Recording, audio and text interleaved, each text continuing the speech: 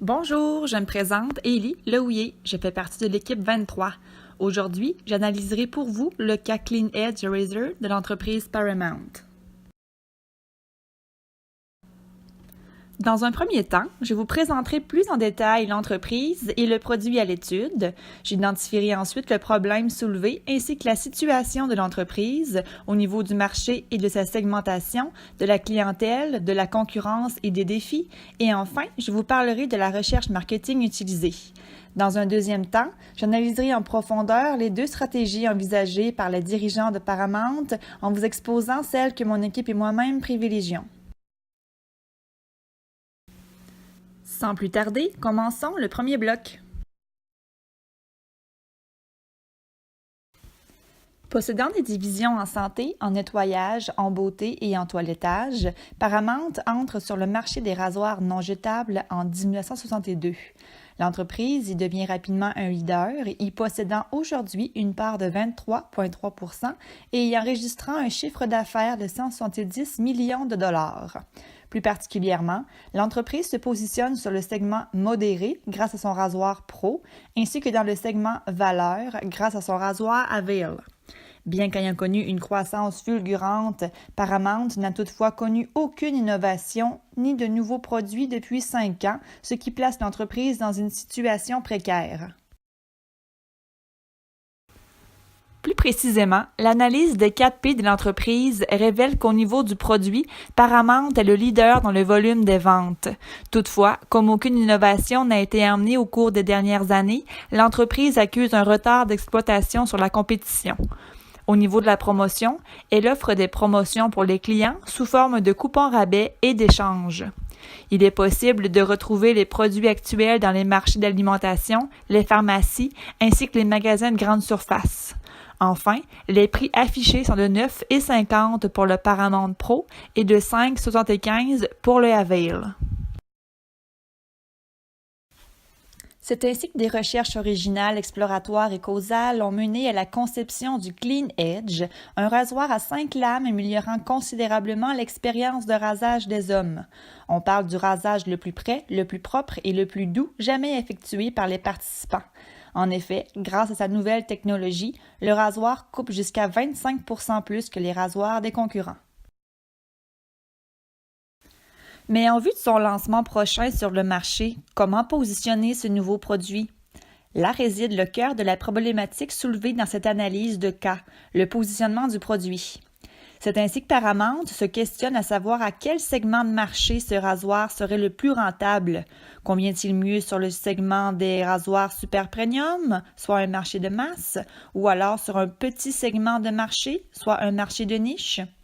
De cette problématique découlent également des sous-problèmes, soit que la solution retenue doit d'abord coïncider avec une gestion adéquate du mix de produits de l'entreprise afin de ne pas nuire aux produits déjà existants et assurer la longévité du cycle des produits. Le nom et le budget pour le nouveau produit sont également de mise. Afin de résoudre ces problèmes, explorons pour commencer le marché du rasoir. Le marché du rasoir est composé de 5 segments, comme identifié à l'écran. Les sections teintées en rose indiquent les catégories dans lesquelles le produit Clean Edge s'installe. Il est également possible de constater que de 2007 à 2010, la catégorie du rasoir non jetable a expérimenté une croissance de 16%, alors que la catégorie de la cartouche de recharge en a accusé 6%. La croissance du marché est attribuable en majeure partie à des innovations ainsi qu'à l'introduction de nouveaux produits. Nous pouvons constater que 3 segments caractérisent le marché des rasoirs non jetables.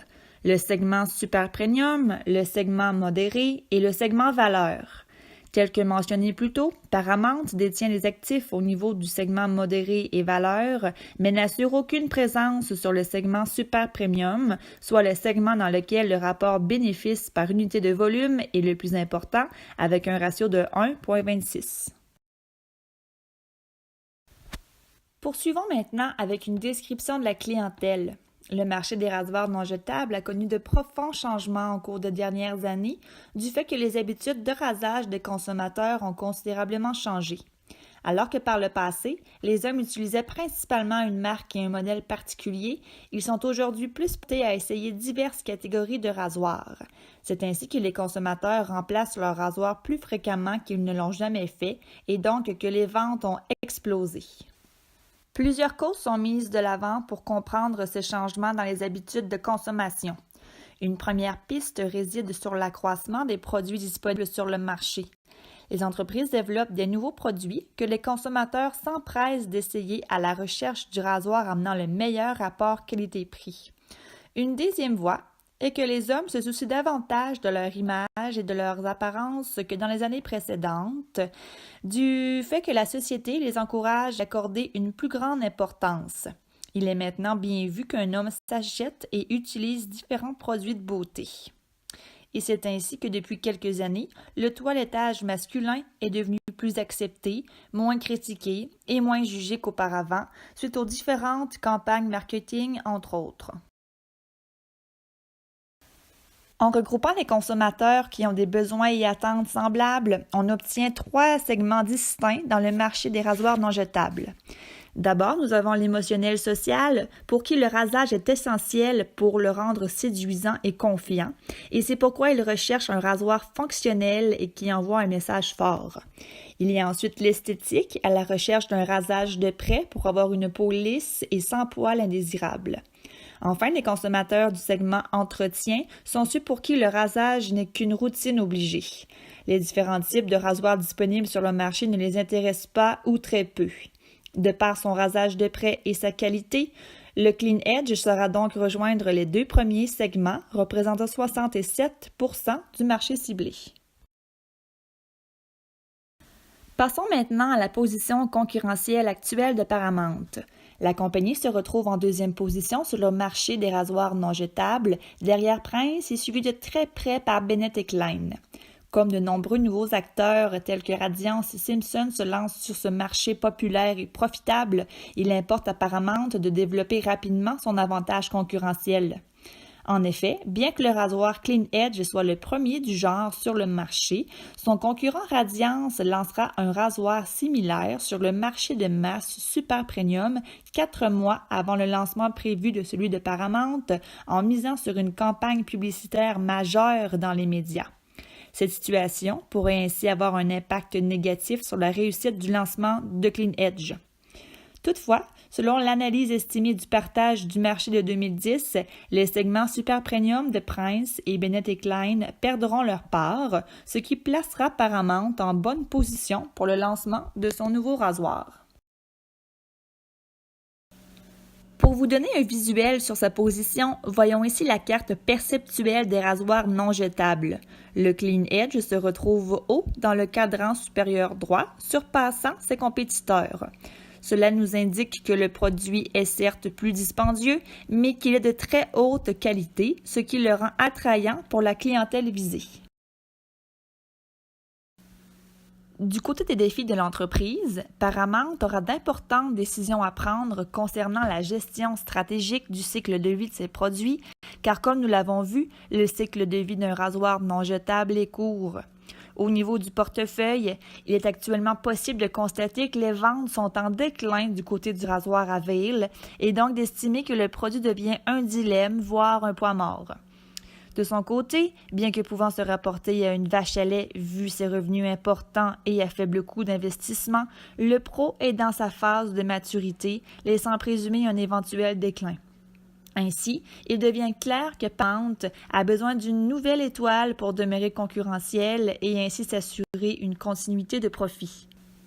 De son côté, le défi du Clean Edge sera qu'il atteigne rapidement sa phase de croissance et de maturité et qu'il y reste longtemps.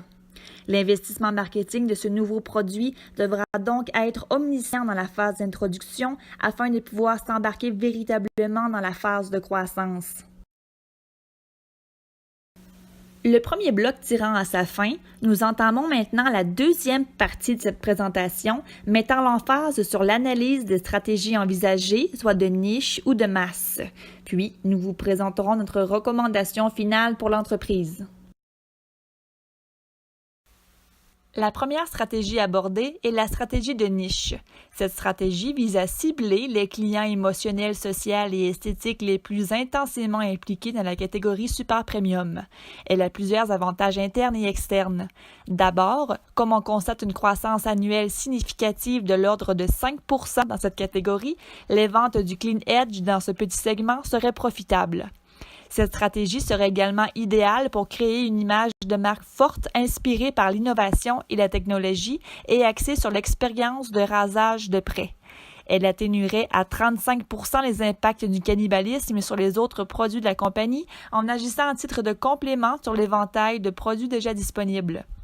Au niveau des coûts marketing, il serait 15 millions la première et la deuxième année au lieu de 42 millions dans le marché de masse pour les mêmes périodes.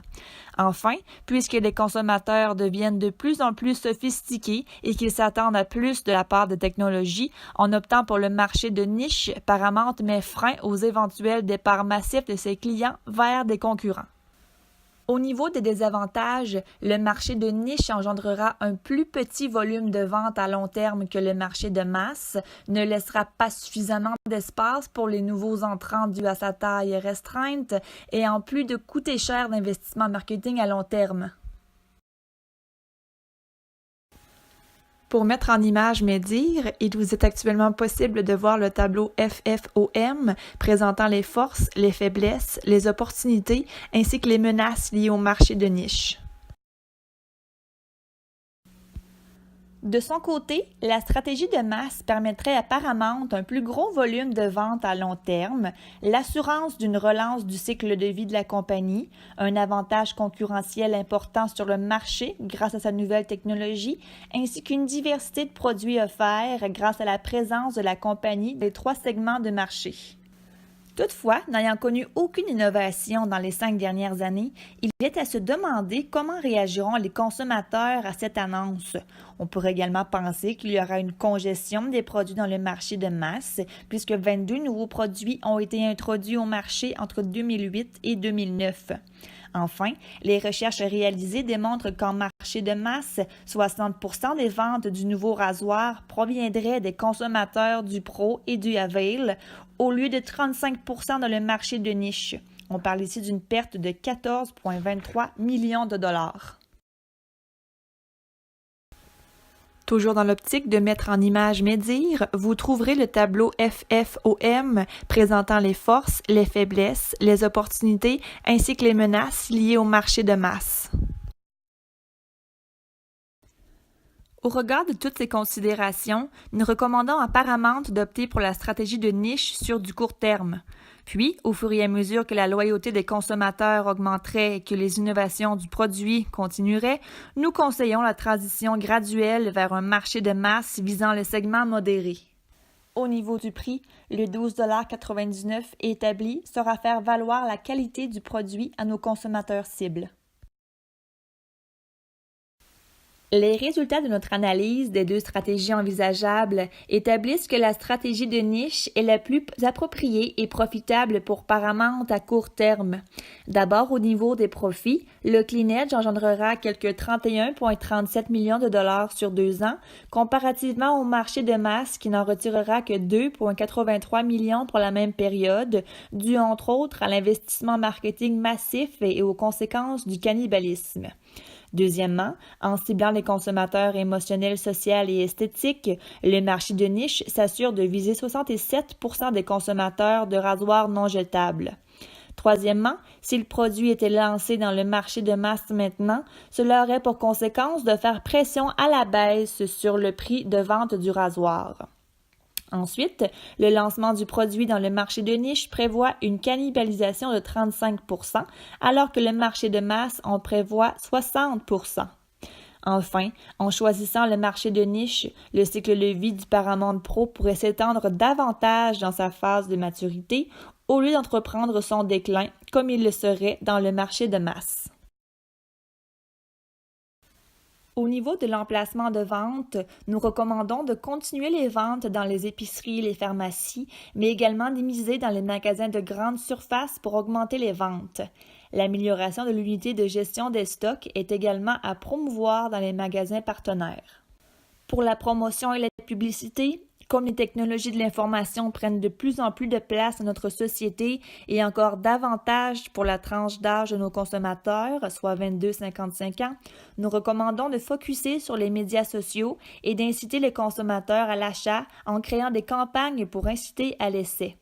De plus, afin d'aller chercher les consommateurs plus jeunes, nous croyons que cette façon sera les amener à acheter les produits Paramount. Nous recommandons le nom Clean Edge by Paramount pour se distinguer des produits qui sont dans les autres segments du marché, pour attirer des nouveaux consommateurs, ainsi que pour mettre l'accent sur l'innovation et la nouveauté associée à l'expérience de rasage. Cela aura également pour effet de réduire les impacts de la cannibalisation envers le Pro et le Avail. Au niveau du budget, nous estimons que le 15 millions proposé pour la première année est adéquat. Nous avons toutefois amené quelques modifications au détail du budget, tel que vous pouvez le constater à l'écran.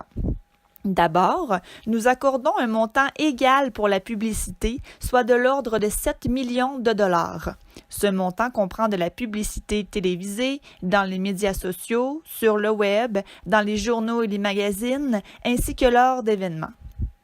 C'est dans la promotion que nous proposons de réduire le montant à 5 millions de dollars. Nous estimons en effet que les initiatives à l'achat, sous forme de coupons rabais et d'items en bonus, ne requièrent pas l'investissement initial de 6 millions de dollars, notamment grâce à l'impact positif qu'aura la publicité chez les consommateurs.